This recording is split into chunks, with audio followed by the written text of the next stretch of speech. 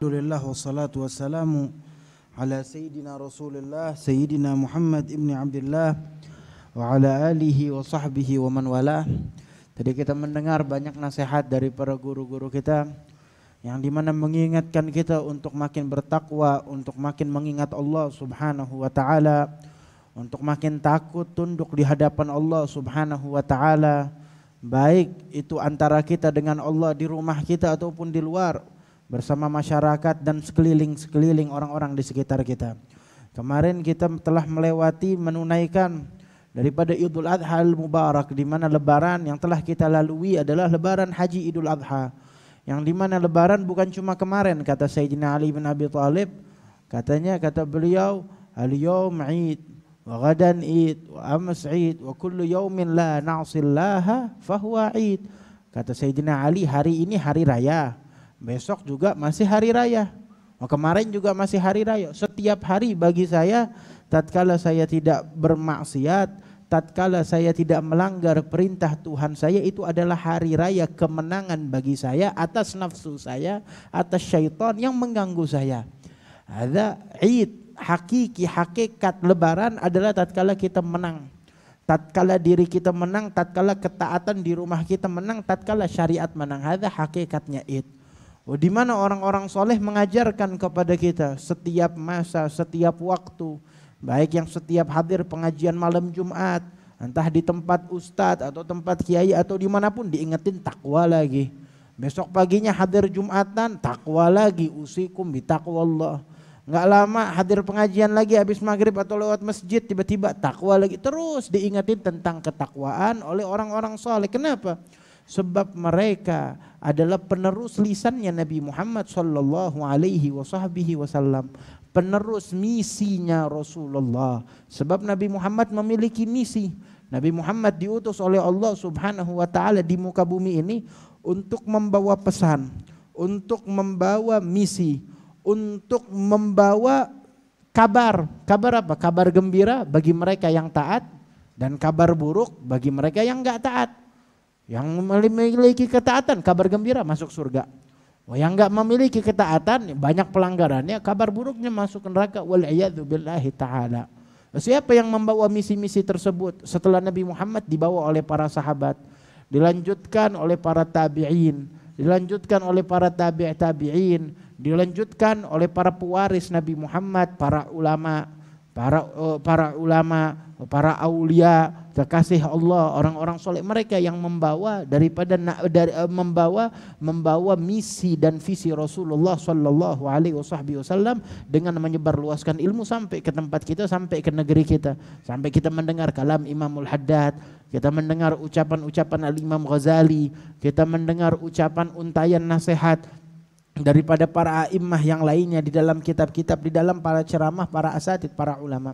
Walhamdulillah, maka setiap dari kita memiliki hak atas mereka, memiliki kewajiban yang patut kita tunaikan. Apa kewajibannya? Kita memiliki kewajiban mengamalkan ilmu yang kita dengar dari mereka.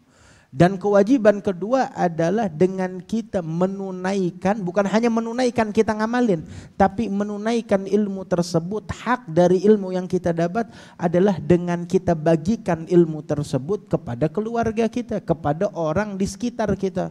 Jangan bilang mentang-mentang, oh saya emang udah belajar sama guru saya fulan, cuma saya nggak mau nyampein ke orang-orang dulu, saya nggak berani ngajak orang. Saya nggak berani pidato, ngajak orang bukan harus pidato, bukan harus di mimbar, ngajak orang dengan akhlak, ngajak orang dakwah kepada orang dengan ucapan tutur kata yang baik, itu adalah dakwah Nabi Muhammad sallallahu alaihi wasallam. Tapi saya belum bisa ngamalin, udah nggak bisa ngamalin, paling kagak jangan ditinggalin kewajiban kedua, menyampaikan kepada orang lain. Kalau ente belum bisa ngamalin, kali ada orang yang dengar dari ente ngamalin, ente dapat pahala gara-gara orang tersebut mengetahui ilmu dari ente. Nabi Muhammad aja kan bilang, ala falyuballighu syahidu minkumul ghaib. Kata Rasulullah, yang dengar sekarang, kata Nabi Muhammad, coba sampaikan kepada orang-orang yang enggak dengar. Maksudnya apa? Kalian bisa ngamalin atau enggak ngamalin, paling kagak kalian nyampein kepada orang-orang. Sampaikan. Mungkin kalian gak bisa ngamalin, mungkin ada orang lain yang bisa ngamalin, kata Rasulullah sallallahu alaihi wasallam.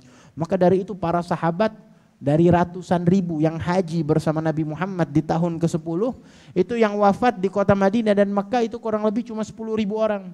Sisanya kemana? Sisanya nggak ada di kota Madinah dan Mekah, semuanya berdakwah. Ada yang wafatnya di Syam, ada yang wafatnya di daerah Mesir sana, ada yang wafatnya keluar dari Jaziratul Arab sampai ke Yaman, ada yang keluar dari Jaziratul Arab lebih jauh lagi sampai ke Asia, sampai ke Asia Tengah. Banyak yang keluar sampai ke Afrika, para sahabat Rasulullah sallallahu alaihi wasallam untuk meneruskan estafet dakwah Nabi Muhammad, untuk memanjangkan lisan Rasulullah sallallahu alaihi wasallam. Dan tatkala kita mendapatkan ilmu dari mereka, hendaknya juga bukan hanya ilmu tetapi juga mencontoh akhlak mereka. Kita mendengar ilmu dari guru-guru kita, juga jangan cuma ilmunya yang dibawa tapi akhlaknya kita praktekin. Sebab itu Allah bilang, kalau qul in kuntum tuhibbunallaha fattabi'uni yuhibbukumullah. Cara paling positif, cara paling mudah dicintai oleh Allah Tuhan kita adalah dengan meneladani sosok Rasulullah, dengan meneladani sosok Nabi besar Muhammad sallallahu alaihi wasallam. Gimana lihat Nabi Muhammad? Nabi udah wafat 14-15 abad yang lalu. Gimana caranya? Bisa kita buka di dalam ilmu hadis gimana akhlak Rasulullah. Kana sallallahu alaihi wasallam, kana nabiyyu, kana sahabati. Lanjutkan semua itu yang bersama Nabi Muhammad di dalam hadis. Pengen ngelihat yang secara langsung bisa? Bisa. Cari orang yang mengingatkan kita kepada Nabi Muhammad, para kekasih Allah, hamba-hamba pilihan Allah. Ala inna awliya Allah la khaufun alaihim wa la hum yahzanun. Siapa sih walinya Allah tuh siapa? Dengar dikit-dikit wali. Wali itu yang mana?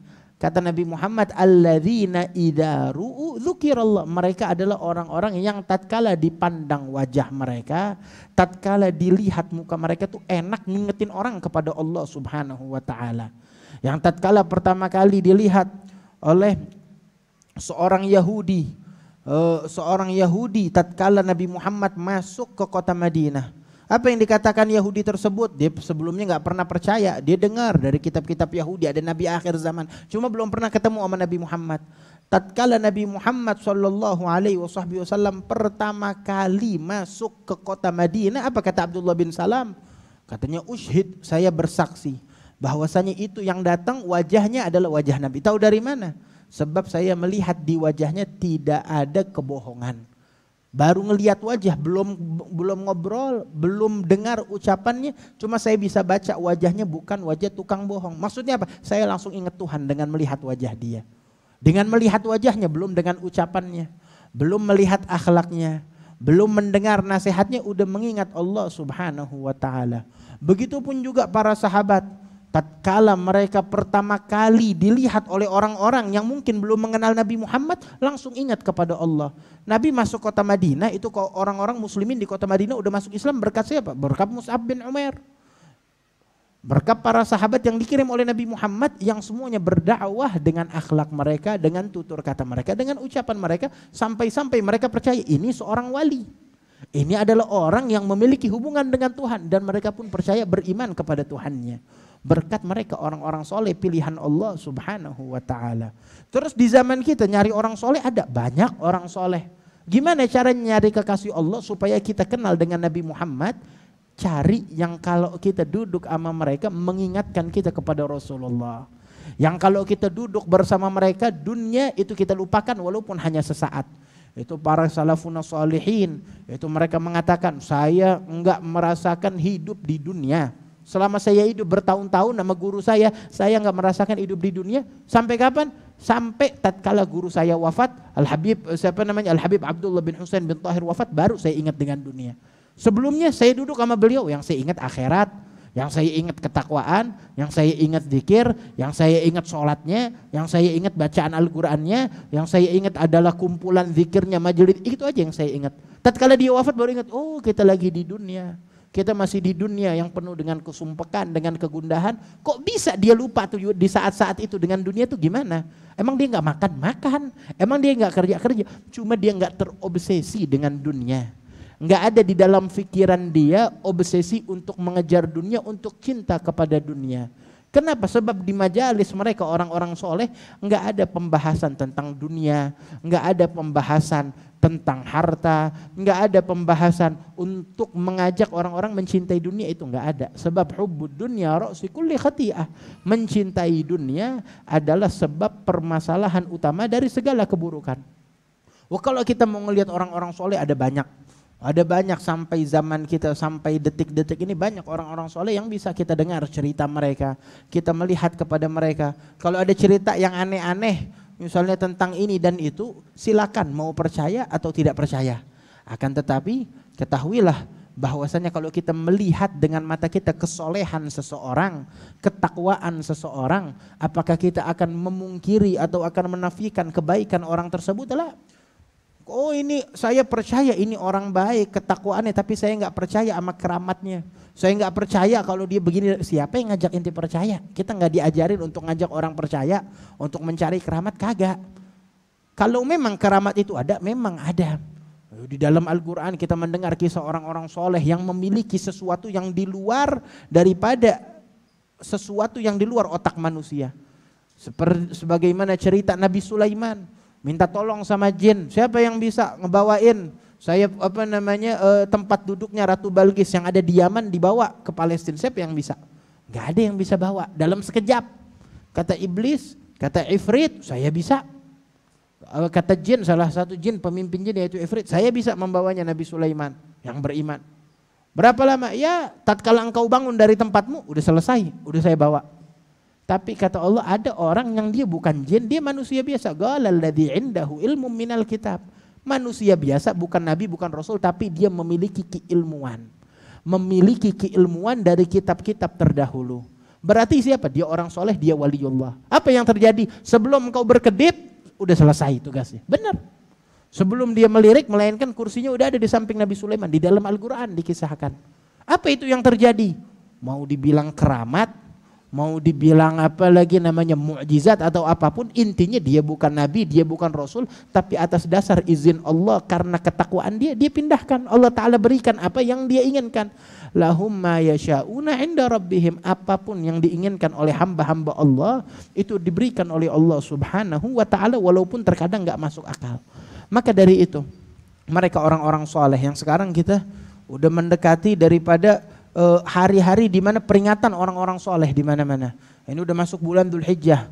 Nanti di akhir daripada bulan Dzulhijjah ada hauliyah atau kita kenal peringatan daripada wafatnya Syekh Abi Bakar bin Salim, wafatnya Sayyidina Ustadzul Azam Faqihul Muqaddam juga di akhir daripada bulan Dzulhijjah, dan banyak para ulama juga yang wafat di akhir daripada bulan Dzulhijjah dari para kaum salafun salihin. Juga peringatan di Indonesia ulama kita Habib Abi Bakar bin Muhammad As-Saggaf di Gersik yang haulnya 2 hari lagi. Begitu ada peringatan haul-haul orang soleh, tujuannya untuk apa sih? Apakah itu perkumpulan yang baru, tetapi untuk apa perkumpulan itu tuh buat apa? Tujuannya untuk memanjangkan dakwahnya Nabi Muhammad, untuk memanjangkan daripada nasihat-nasihat Rasulullah sallallahu alaihi wasallam dengan memperingati haul tersebut, dengan menyebutkan daripada kebaikan orang yang telah wafat tersebut, bagaimana dakwahnya, bagaimana manfaatnya, bagaimana ketaatannya, untuk kita teladanin, untuk kita contoh, bukan untuk membanggakan tetapi untuk kita contoh mereka, untuk kita meneladani akhlak mereka. Sebagaimana Allah menceritakan kisah di dalam Al-Quran sebanyak-banyaknya kisah, bukan hanya Nabi, tapi bukan hanya Nabi dan Rasul, tapi juga banyak kisah yang bukan Nabi, bukan Rasul. Ada satu surat Yusuf, semuanya tentang Nabi Yusuf dari lahir sampai dia menjadi raja, sampai dia menjadi Nabi. Belum lagi kisah-kisah lainnya di dalam Al-Quran. Ada surat Hud, ada surat apa, banyak kisah para nabi dan rasul. Ada surat Maryam, seorang wanita bukan nabi, bukan rasul, tapi keturunan dari keluarga orang soleh. Ada surat Al-Imran, keluarga orang-orang yang bertakwa kepada Allah. Tujuan kisah-kisah tersebut dibacakan oleh Allah apa tujuannya? Wa kullan naqussu 'alaika min amba'ir rusuli ma nuthabbitu bihi fu'adak, kata Allah. Semua cerita yang kami bacakan, kata Allah, tujuannya untuk mengkokohkan hatimu wahai Nabi Muhammad. Nabi Muhammad yang hatinya super kokoh, dikokohin dengan cerita para nabi, para rasul yang mereka levelnya di bawah Rasulullah sallallahu alaihi wasallam. Tujuannya untuk apa? Laqad kana fi qasasihim ibratun liulil albab. Di dalam kisah sejarah mereka orang-orang soleh itu ada ibrah, ada pelajaran yang bisa kalian ambil. Maka Nabi Muhammad bilang di dalam hadis, "Udzkuru mahasina mautakum." Kalau ada yang wafat di antara kalian, sebutin kebaikannya. Sebutin masa hidupnya dalam ketaatannya, dalam kebaikan. Ingat-ingat itu kata Rasulullah, dan jadikan ibrah untuk kalian mengambil pelajaran dari mereka. Dan peringatan-peringatan, ziarah ataupun hal-hal lainnya, ada sesuatu semuanya yang berdasarkan oleh syariat. Ini syariat adalah ajaran Nabi Muhammad. Sebagian orang dikit-dikit bilangnya ini syirik, ini begini, ini begitu. Ngaji, buka hadis Nabi Muhammad sallallahu alaihi wasallam. Nabi Muhammad ziarah kubur, Nabi Muhammad berziarah ke bagi, Nabi Muhammad mendoakan orang-orang yang ada di dalam kubur. Bukan hanya itu, Nabi Muhammad nandain kuburan saudaranya Utsman bin Ma'dun dengan apa? Beliau tandain Utsman dengan apa? Dengan batu yang besar. Kenapa? Supaya saya tahu kuburannya di situ, supaya saya bisa datang lagi, kata Rasulullah sallallahu alaihi wasallam. Pernah Nabi Muhammad lagi jalan, ngelewatin 2 kuburan. Terus Nabi bilang, ini 2 kuburan ini dua-duanya lagi diazab sama Allah. Dalam Bukhari. Yang satu diazab karena dia tukang namimah, provokasi, tukang adu domba, diazab sama Allah. Yang satu lagi diazab oleh Allah karena la yastabri minal baul, dia enggak menuntaskan tatkala dia buang air, enggak menuntaskan daripada hajatnya sampai tatkala dia bangun itu masih ada yang menetes, masih ada yang keluar, sampai sholatnya enggak sah gara-gara itu, karena membawa najis, enggak memastikan kesucian. Thayyib. Terus apa yang dilakukan oleh Rasulullah? Nabi Muhammad mendoakan. Doa Nabi Muhammad nggak cukup. Nabi doain, ngajarin untuk mendoakan orang yang telah wafat. Terus selama mereka beriman, Nabi Muhammad ngambil ranting yang ada di dekat situ, diambil, dipotek 2 rantingnya. Terus Nabi Muhammad taruh, tancepin di kuburannya satu-satu. Apa kata Nabi Muhammad? La'allallah yukhaffif lahuma ma lam yaibasa. Semudah-mudahan, nih Nabi Muhammad doa, mudah-mudahan nih berkat nih 2 ranting. Selama ini ranting masih hijau, belum kering, kata Nabi Muhammad, mudah-mudahan ini orang diampuni oleh Allah Subhanahu wa taala. Maksudnya apa? Nabi ngajarin kita kalau ziarah kubur menaruh dedaunan di atas kuburan, tujuannya untuk mengampuni orang yang ada di bawah kuburan tersebut. Kalau ngampunin kan Nabi Muhammad udah doain, kenapa Nabi ninggalin daun di situ? Kenapa Nabi ninggalin ranting di atas kuburan tersebut? Kenapa? Sebab dikatakan oleh para ulama, setiap yang ada di muka bumi ini semuanya berzikir. Nabi tatkala di atas kuburan, Nabi berzikir, Nabi mendoakan. Tapi tatkala Nabi tinggalin, kan udah nggak ada zikir di situ. Walaupun bekas zikirnya ada, walaupun doanya tetap ada, tapi Nabi menginginkan zikir yang terus-terusan. Gimana caranya? Nabi Muhammad ninggalin dedaunan di atas kuburan tersebut yang dimana dedaunan berzikir. Dan Nabi bilang, selama dia masih hijau belum mengering, saya meminta ampun kepada Allah untuk mengampuni mayit tersebut. Kita tahu di dalam Al-Quran kata Allah Subhanahu wa ta'ala, wa in min syai'in illa yusabbihu bihamdih. Setiap yang ada di muka bumi pasti bertasbih kepada Allah. Berkat tasbihnya dedaunan yang ditaruh sama Nabi Muhammad di atas kuburan, apa kata Nabi Muhammad? La'allallah yukhaffif. Allah Ta'ala meringankan beban 2 mayit tersebut berkat 2 daun yang sedang berzikir, 2 daun yang sedang bertasbih ini, kata Rasulullah sallallahu alaihi wasallam. Itu 1 ranting. Gimana kalau yang ditaruh sama Nabi Muhammad waktu itu rantingnya banyak? Gimana kalau yang ditaruh sama Nabi Muhammad yang rantingnya lebih belum terlalu kering tapi yang lebih hijau atau yang lebih berbunga atau yang lebih berwarna, maka keringnya makin lama dan waktunya makin lama zikir tersebut. Ini ajaran Rasulullah sallallahu alaihi wasallam. Juga kalau kita bisa menghadiri haul orang-orang soleh, bisa menghadiri peringatan, duduk di antara mereka, tatkala orang-orang berkumpul ratusan, ribuan, apakah di situ enggak ada wali kekasih Allah? Paling kagak minimal itu paling kagak di situ banyak kekasih Allah Subhanahu wa taala. Coba kita angkat tangan minta hajat kepada Allah, ya Rob, berkat perkumpulan yang saya hadirin, berkat mereka orang-orang yang tidak pernah bermaksiat, orang-orang suci yang hadir di tempat ini, ya Rob, saya memohon kepadamu ya Allah untuk menunaikan hajat saya, untuk mempermudah urusan saya di dunia dan di akhirat, untuk menjadikan saya makin istiqomah. Minta kepada Allah Subhanahu wa taala. Sebab Nabi Muhammad ngajarin kalau kita mau ke masjid, Nabi di dalam doa mengajarkan apa? Allahumma inni as'aluka bihaqqi sa'ilina ilaik. Saya minta kepada setiap orang-orang yang pernah meminta kepada engkau dari hamba-hamba soleh.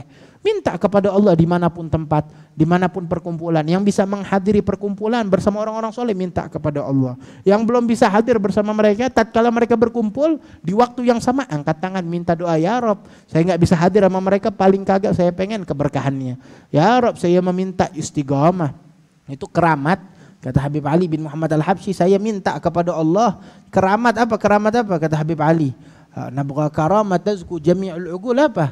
Nasluk ala siddiq fi sublir rijalil fuhul. Keramat yang saya cari bukan yang bisa terbang atau jalan di air, tapi keramat yang saya inginkan, yang saya dambakan, permintaan utama kepada Allah adalah tatkala bisa mengikuti jalan orang-orang soleh, yang mereka senantiasa orang yang melihat mereka beruntung. Gimana ngelihat orang soleh bisa beruntung?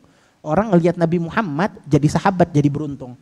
Tadinya biasa, manusia biasa, gara-gara memandang Nabi Muhammad jadi beruntung karena keimanannya, karena persahabatannya dengan Rasulullah. Begitupun juga memandang orang soleh menambahkan cahaya di dalam hati kita. Kata siapa? Kalau nggak ngelihat orang soleh, kita ngelihat orang fasik. Nambahin cahaya? Enggak. Nambahin kenafikan di dalam hati kita. Menambahkan kegelapan. Ngelihat orang lagi mabok, ngelihat orang lagi mencuri, nambahin kotoran di dalam hati kita. Tapi ngelihat orang lagi zikir, ngelihat orang lagi ngingat Allah, ngelihat orang lagi baca hadis Nabi, ngelihat orang lagi memberikan nasihat, ada menambahkan cahaya di dalam hati kita. Maka ayo kita ambil pelajaran dari mereka orang-orang soleh di dalam kehidupan mereka bersama Allah, di dalam ketakutan mereka bersama Allah Subhanahu wa ta'ala. Beruntung mereka yang kenal dengan orang-orang soleh, yang bisa memandang orang-orang soleh. Bakat manggat ra'ahum au ra'aman ra'ahum au ta'allak bihim daim wa lazam finahum. Kalau nggak bisa ngelihat mereka, paling kagak ngelihat orang yang pernah ngelihat mereka, ataupun mencintai mereka, ataupun juga nggak mencintai mereka, paling kagak ya jangan benci dengan mereka, sebab membenci hamba-hamba Allah itu akan menjadi permusuhan antara Allah dengan kita. Mudah-mudahan berkat perkumpulan kita, kecintaan kita kepada orang soleh, kita dibimbing oleh Allah Subhanahu wa ta'ala untuk senantiasa bisa meneladani mereka di bawah bendera Nabi Muhammad sallallahu alaihi wasallam. Amin ya rabbal alamin. Wa sallallahu ta'ala ala sayyidina Muhammadin wa ala alihi wasallam. Alhamdulillahi rabbil alamin.